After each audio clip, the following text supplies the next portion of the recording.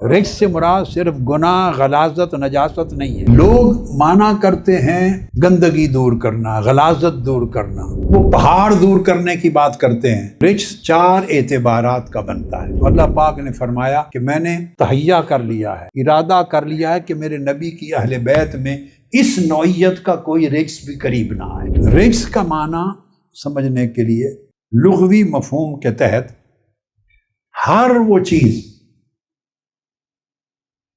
اس کا مادہ سمجھ لیں کر راجا سا رے جیم سے، اس کی بنیاد پر ہر وہ چیز جس سے طبع سلیم نفرت کرے، انسان کی طبیعت جس کو ناپسند کرے۔ رجس سے مراد صرف گناہ، غلاظت، نجاست نہیں ہے، یہ بہت بڑی چیزیں ہیں۔ رجس کے معنی میں شامل ہے ہر وہ چیز جسے انسان کی سلیم طبع ناپسند کرے، عقل صحیح بھی ناپسند کرے اور شریعت بھی اس کو نامنظور کرے۔ ہر وہ چیز جس کو شریعت بھی نامنظور کرے، عقل بھی نامنظور کرے، طبیعت بھی نامنظور کرے، ایسی تمام چیزوں پر رجس کے لفظ کا اطلاق ہوتا ہے۔ حضرت مجاہد تابعی ہیں، کتب تفسیر میں وہ فرماتے ہیں کہ رجس کا معنی یہاں پر، رجس کا معنی ہے ہر وہ چیز جس میں خیر نہ ہو، وہ بھی رجس ہے۔ اب لوگ مانا کرتے ہیں گندگی دور کرنا، غلاظت دور کرنا، وہ پہاڑ دور کرنے کی بات کرتے ہیں۔ اللہ رب العزت اس پہاڑ کے ذرے سے بھی کوئی چھوٹی چیز ہے اس کو بھی دور کر رہا ہے۔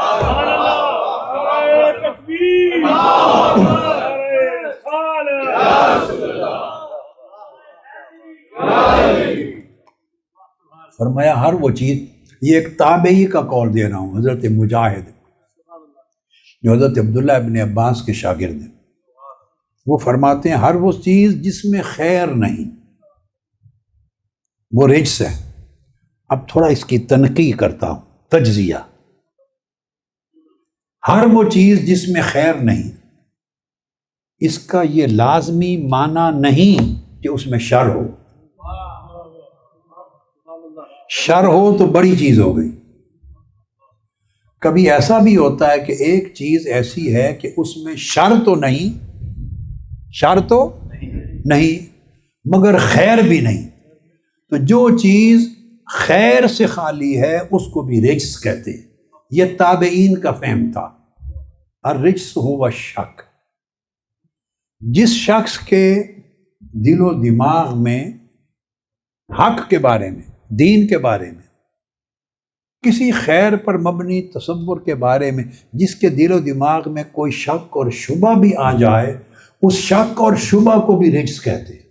اس معنی کی روح سے اللہ پاک یہ فرما رہے ہیں کہ میں نے یہ ارادہ کر لیا ہے کہ میرے نبی کی اہل بیت کے دل و دماغ میں کبھی شک بھی وارد نہ ہو، شبہ بھی نہ آئے، کوئی ایسا فکر، خیال، تصور، عمل اور فعل بھی ایسا نہ آئے ان کی زندگی میں جو خیر سے خالی ہو۔ باقی باتیں تو بہت آگے کی ہیں، تو اس کو ان سے دور کرنا، تو گویا رجس کا معنی صرف ظاہری آلودگی نہیں بلکہ ہر وہ چیز جو انسانی فطرت، انسانی عقل اور دین کے اعتبار سے خیر سے بھی خالی ہے، یا اس میں کوئی شک اور شبہ واقع ہو جاتا ہے، تو اس کو بھی رجس کہتے ہیں۔ تو اللہ پاک نے فرمایا کہ میں نے تہیہ کر لیا ہے، ارادہ کر لیا ہے کہ میرے نبی کی اہل بیت میں اس نوعیت کا کوئی رجس بھی قریب نہ آئے۔ اس لحاظ سے دیکھیں تو رجس 4 اعتبارات کا بنتا ہے۔ رجس کیا؟ ایک طبعی اعتبار سے رجس، یعنی ہر وہ چیز جسے انسانی طبیعت فطری طور پہ ناپسند کرے، فطری طور پہ، یعنی صفائی نہیں ہے، کپڑے میلے ہیں، خیال الجھا ہوا ہے، لطافت نہیں ہے، نظافت نہیں ہے، صفائی نہیں ہے، اٹھنے بیٹھنے کے آداب اچھے نہیں ہیں، جو انسانی فطرت طبی طور پہ جو چیز ناپسند کرتی ہے یہ طبی اعتبار سے رجس ہے۔ اللہ نے فرمایا اس طرح کا رجس بھی میرے نبی کے اہل بیت کے قریب نہ جائے، یعنی ان کے اٹھنے بیٹھنے کا طریقہ اچھا نہیں، کائنات ارضی پر کوئی شخص یہ بھی نہ سوچ سکے۔ یہ فطری طبعی رجس۔ دوسرا عقلی رجس، عقلی اعتبار سے ہر وہ چیز، قول، فعل یا صفت جسے عقل اچھا نہیں سمجھتی، انسانی عقل جب سوچتی ہے، جیسے ظلم ہے، جھوٹ ہے، خیانت ہے، تکبر ہے، ناشکری ہے، اپنی بڑائی بیان کرنا، بے صبری، دل کی تنگی، بخل، نفرت، حسد، بغض، یہ چیزیں عقل پسند نہیں کرتی، خواہ کوئی مسلمان ہو یا غیر مسلم۔ اس میں شریعت کا امر بھی، انسانی عقل بھی ان چیزوں کو پسند نہیں کرتی۔ تو فرمایا کہ انسان کی عقل بھی جن اوصاف کو پسند نہیں کرتی، میں نے فیصلہ کر لیا ہے کہ میرے نبی کے اہل بیت کے قریب وہ چیزیں بھی نہ جائیں۔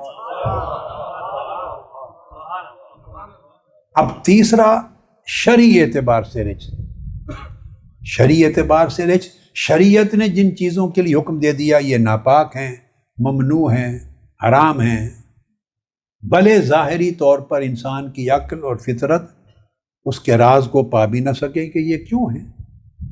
بعض اوقات دیکھنے میں ایک طبیب آپ کو منع کر دیتا، علاج کے لیے جاتے ہیں، وہ کہتا ہے گوشت بھی نہیں کھانا، گھی بھی نہیں کھانا، یہ بھی نہیں کھانا، یہ بھی نہیں، چاول بھی نہیں کھانے۔ اپیرنٹلی خوش ذائقہ چیزیں ہیں، ان میں کوئی برائی بھی نہیں، خرابی بھی نہیں، کوئی ناجائز چیز بھی نہیں، مگر آپ کی صحت کے لیے وہ خوش بو والی، خوش ذائقے والی، طبیعت کو پسند آنے والی چیزوں کو بھی روک دیتا ہے۔ اللہ رب العزت اپنی شریعت کے طریقے سے ایسی چیزیں جنہیں عقل برا نہیں سمجھتی، طبیعت برا نہیں سمجھتی، مگر اپنی حکمت سے ان کو روک دیتا ہے۔ تو فرمایا وہ چیزیں جن کے سمجھنے میں عقل ناکام ہو جائے، ایسی چیزیں بھی میرے حبیب کی اہل بیت میں نہ آئیں، قریب نہ آئیں۔ چوتھی قسم ہے طبی، عقلی اور شرعی، سب کا مجموعہ۔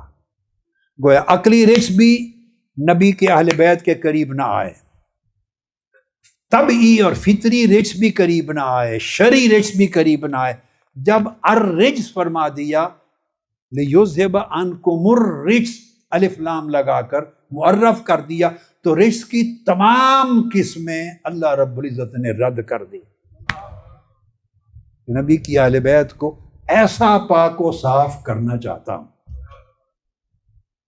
اس لیے بعض اہل علم نے اپنی کتب میں، کتب لغت میں اور کتب بلاغت میں اور کتب تفسیر میں یہ بیان کیا ہے کہ شرک بھی رجس ہے، کفر بھی رجس ہے، نفاق بھی رجس ہے، شیطان اور اس کے اثرات بھی رجس ہیں، بدعات بھی رجس ہے، عذاب کے اسباب بھی، شک بھی، باطل اعتقاد بھی، گناہ اور معصیت، اخلاقی برائی، روحانی آلودگی، فکری انحراف، نفسانی خواہشات، بخل، طمع، ظلم، فسق و فجور، شیطانی وسوسے، یوسوس فی صدور الناس، تو وہ وسوسے، قلبی بیماری، اخلاقی پستی، اعتقادی کمزوری، الغرض یہ ساری چیزوں کو جمع کر دیں تو ان کے اوپر عنوان رجس کا بنتا ہے کہ ان میں سے کوئی چیز میرے حبیب کی اہل بیت کے قریب نہ جائے، ان کو دفع کر دینا چاہتا ہے۔